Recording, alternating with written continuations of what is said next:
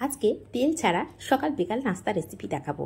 আর এটা ইডলি রেসিপি। আর সহজভাবে এই ইডলি রেসিপিটা কিভাবে বাড়িতেই তৈরি করে নিতে পারবেন।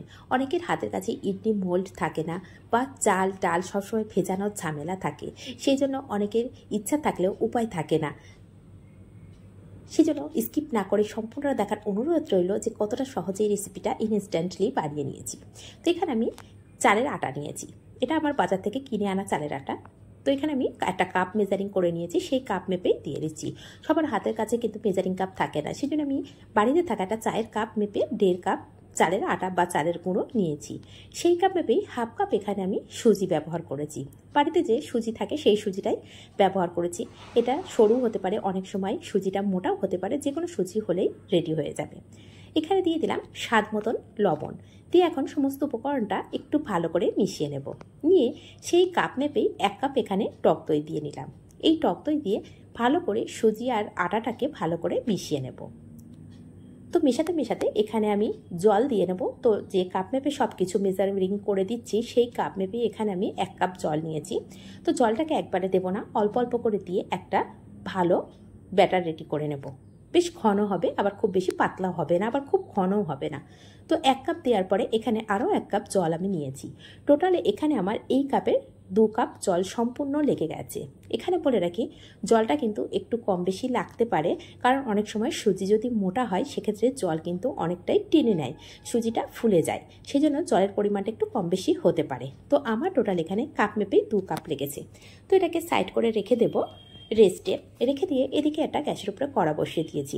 এই কড়ার মধ্যে দিয়ে দিলাম সামান্য ছোট চা চামচের 1 চামচ তেল। আর এখানে দিয়ে দিলাম বাদাম।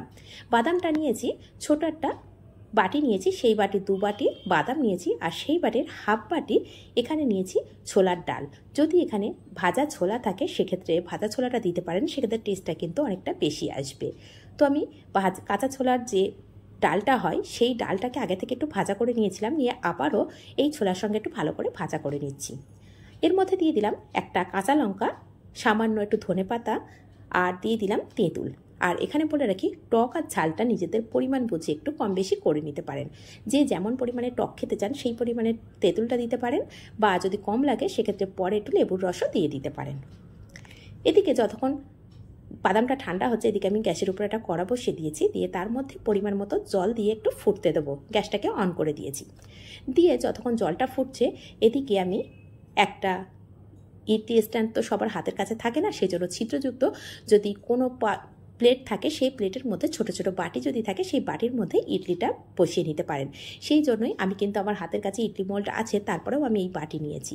নিয়ে যাতে যাদের হাতের কাছে ইডলি মোল্ড থাকে না তারা সহজভাবে এই ইডলি রেসিপিটা তৈরি করে নিতে পারে। তো দেখুন, এই ছিদ্রযুক্ত একটা প্লেট নিয়েছি, তার মধ্যে এখানে ছোট ছোট 5টা বাটি বসিয়ে দিয়েছি। দিয়ে তেল ব্রাশ করে নিয়ে রেডি করে সাইড করে রেখে এখন এদিকে ব্যাটারটাকে দেখিয়ে দেব। তো ব্যাটারটা প্রায় 10 থেকে 12 মিনিট আমার রেস্ট হয়ে গেছে, কারণ ওদিকে আমি যতক্ষণ বাদাম ভাজা করলাম বা জলটাকে বসালাম অনেকটাই সময় হয়ে গেছে। এখন ব্যাটারটা কতটা সুন্দর হয়েছে, একদম পারফেক্টভাবে হয়ে গেছে সেট, সেই জন্য এখন দেখিয়ে দিচ্ছি। আর কতটা ঘন বা পাতলা করেছি সেটা কিন্তু একটু বুঝে নিতে হবে। তো এখন এখানে দিয়ে দিলাম হাফ চামচ, ছোট চা চামচের হাফ চামচ বেকিং পাউডার, আর একটা ছোট চা চামচের 4 ভাগের 1 ভাগ বেকিং সোডা দিয়ে ব্যাটারটাকে খুব ভালো করে মিশিয়ে নেব। আর দেখুন, যখন মেশাচ্ছি ব্যাটারটার ঘনত্বটা কেমন হয়ে গেছে সেটা কিন্তু একটু দেখে বুঝে নিতে হবে। আর অনেকটাই কিন্তু ফুলে যাচ্ছে, দেখতেই পাচ্ছেন বাটিতে হাফ মতন ছিল, এখন কিন্তু অনেকটাই ফুলে বেশি হয়ে যাচ্ছে। আর এটাকে খুব বেশি সময় ধরে মেশানো যাবে না, এটাকে সঙ্গে সঙ্গেই আমি বাটির মধ্যে ঢেলে দেব। তো এখন ব্যাটারটাকে সাইড করে রেখে যে বাটিগুলো রেডি করে রেখেছিলাম না, সেটাকে নিয়ে নেব। তো এখন এই বাটিগুলোতে আমি 1 হাতা করে ব্যাটার দিয়ে দেব। তো প্রত্যেক বাটিতেই আমি 1 হাতা করে ব্যাটার দিয়ে দিচ্ছি। আর বাটিটা একটু ফাঁকা রাখতে হবে, যেহেতু ইডলিটা অনেকটাই ফুলে যাবে। তো এখানে প্রথমে আমি 1 হাতা করে ব্যাটার দিয়েছিলাম, দেওয়ার পরে দেখলাম অল্প পরিমাণে ব্যাটার রয়েছে, তো প্রত্যেকটার মধ্যেই একটু অল্প অল্প করে ভাগ করে দিয়ে দিচ্ছি। কারণ দ্বিতীয়বার বসাতে গেলে সেটা আবারও একটা বাটি কি হয়তো আর একটা বাটি হবে, সেই জন্য আমি অল্প অল্প করে দিয়ে দিলাম। যেহেতু বাটিটা একটু বড় আছে সেই জন্য আমি বাটির মধ্যে দিয়ে দিয়েছি। আর এখানে একটা ছোটো গ্লাস নিয়েছিলাম, সেটার মধ্যেও দিয়ে দিলাম। দিয়ে এখন একটু ট্যাপ করে নিলাম। নিয়ে এখন এদিকে দেখুন জলটা কিন্তু খুব ভালোভাবে ফুটে গেছে।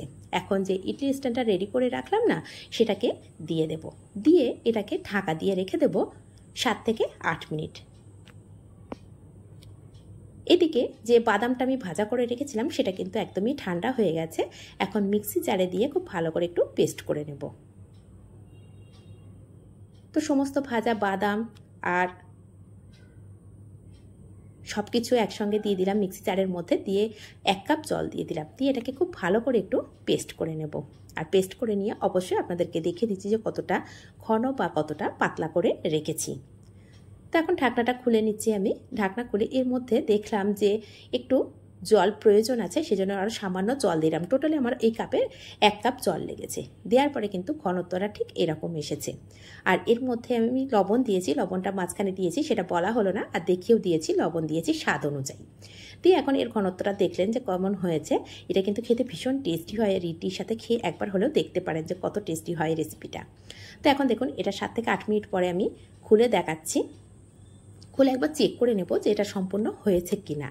তার জন্য এখানে একটা টুথপিক নিয়ে নেব। নিয়ে আমি একটু চেক করে নেব যেটা ঠিকঠাক হয়েছে কিনা। আর প্রচুর গরম আছে, হাত দিয়ে বুঝতে পারছি যে হালকা হয়েছে, তারপরেও একটা টুথপিক নিয়ে দেখিয়ে দিতে হবে যেটা পারফেক্টভাবে হয়েছে কিনা। আর আপনারা বুঝবেন কিভাবে যেটা পারফেক্ট হয়েছে কিনা। তো দেখুন টুথপিকটা আমি যখন ভিতরে দিয়ে দিচ্ছি তখন কিন্তু একদম পরিষ্কার আসছে, তার মানে বুঝে নিতে হবে যেটা একদম পারফেক্টভাবে রেডি হয়ে গেছে। আচ্ছা, সময়টা এখানে পড়ে রাখি। 7 থেকে 8 মিনিটও লাগতে পারে, 8 থেকে 10 মিনিটও লাগতে পারে। এদিকে যে বাদামের চাটনিটা রেডি করে রেখেছিলাম না, সেটা এটা তড়কা দেব। তো তার জন্য এখানে আমি ছোটো চা চামচের 1 চামচ তেল দিয়েছি। দিয়ে তার মধ্যে দিয়ে দিলাম 1/2 চামচ সর্ষে, কিছুটা কারি পাতা, আর দিয়ে দেব 2টো শুকনো লঙ্কা। দিয়ে এখন গ্যাসের ফ্লেমটাকে অফ করে দেব, না হলে কিন্তু পুড়ে যাবে। দিয়ে এখন বাদামের চাটনির মধ্যে দিয়ে দেব। এই তড়কাটা দিলে খেতেও যেমন সুন্দর লাগবে আর দেখতেও খুব সুন্দর লাগবে। তো এখন দিয়ে দিলাম এই বাটির মধ্যে। দিয়ে এখন দেখাচ্ছি, দেখুন দেখতে কতটা সুন্দর হয়েছে আর কতটা লোভনীয় লাগছে। এটা শুধু দেখতেই সুন্দর হয় না, খেতেও ভীষণ টেস্টি হয়। একবার হলেও বাড়িতে এইভাবে বানিয়ে দেখতে পারেন। আর রেসিপিগুলো কিভাবে দেখছেন, কোথা থেকে দেখছেন অবশ্যই কমেন্ট করতে কিন্তু একদমই ভুলবেন না। যদি এটা ফেসবুক থেকে দেখে থাকেন পেজটিকে অবশ্যই ফলো করে রাখবেন। আর যদি এটা ইউটিউব থেকে দেখে থাকেন চ্যানেলটিকে সাবস্ক্রাইব করে পাশে থাকা বেল আইকনটি প্রেস করে রাখবেন। যখনই কোনো নিত্য নতুন রেসিপি আপলোড করব সবার আগে পৌঁছে যাবে আপনার কাছে। আর এখানে এই যে বাটিটা নিয়েছি এখন প্রচুর গরম আছে, তো গরম অবস্থায় চেষ্টা করবেন না এইভাবে বার করে নেওয়া, তাহলে কি হবে অনেক সময় ভেঙে যাওয়ার সম্ভাবনা থাকে। একটু ঠান্ডা করে নিয়ে তারপরে কিন্তু এমনি হাত দিয়ে এইভাবে চাপলে কিন্তু উঠে যাবে। তো দেখুন একটা উঠে গেছে একদম হাত দিয়ে, আমি কিন্তু এটার মধ্যে ছুরি ব্যবহার করিনি। আর এটা দেখুন ঠান্ডা হয়ে গেছে বলে কিন্তু খুব সহজে উঠে গেছে। আর কতটা সুন্দর ফুলেছে সেটা তো দেখেই বুঝতে পারছেন। তাহলে একবার হলেও সকাল বা বিকালের জন্য এই রেসিপিটা কিন্তু রেডি করে নিতে পারলেন। আর যদি সবার হাতের কাছে কিন্তু ইডলি স্ট্যান্ড থাকে না, সেই জন্যই কিন্তু আমি এইভাবে বাটিতে খুব সহজ পদ্ধতিতে দেখিয়ে দিলাম। অনেকের খেতে ইচ্ছা করে কিন্তু সহজে বানানোর চেষ্টা করতে পারেন না, বা ডাল চাল ভেজানোর কথা মনেও থাকে না। সেই জন্য ইনস্ট্যান্টলি কীভাবে তৈরি করবেন সেই রেসিপিটাই কিন্তু আজকে আপনাদের সাথে শেয়ার করলাম। আর কেমন হয়েছে কমেন্ট করতে তো একদমই ভুলবেন না রেসিপিগুলো কেমন হচ্ছে।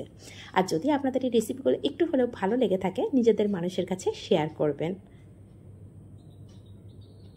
এখানে একটা হাতে নিয়ে ভেঙেও দেখিয়ে দিচ্ছি, দেখুন কতটা সফট হয়েছে। দেখুন ভিতরে কতটা জালিদার আর কতটা সফট হয়েছে সেটা কিন্তু দেখেই বুঝতে পারছেন। আমি হাতে করে খুব কাছে থেকে দেখানোর চেষ্টা করছি, জানি না কতটা বুঝতে পারছেন। আর এটাই চাটনির সঙ্গে সার্ভ করে দেখবেন, নিজের যেমন খেতে ভালো লাগবে আর যাকে খাওয়াবেন তারা তো অবশ্যই প্রশংসায় পঞ্চমুখ হয়ে যাবে। তাহলে স্কিপ না করে যারা এই পর্যন্ত দেখেছেন তাদেরকে অসংখ্য অসংখ্য ধন্যবাদ। আর এই চাটনিটা আপনারা পকোড়া বা যে কোনো চপ আর ইডলি ধোসার সাথে তো বেশক যার সাথেই খাবেন সেটাতেই টেস্ট বেড়ে যাবে। এই চাটনিটা একবার করে অনেক কিছুর সাথে সার্ভ করতে পারেন। তাহলে আজ এই পর্যন্ত, আবার আসবো নতুন কোনো রেসিপি নিয়ে। ধন্যবাদ।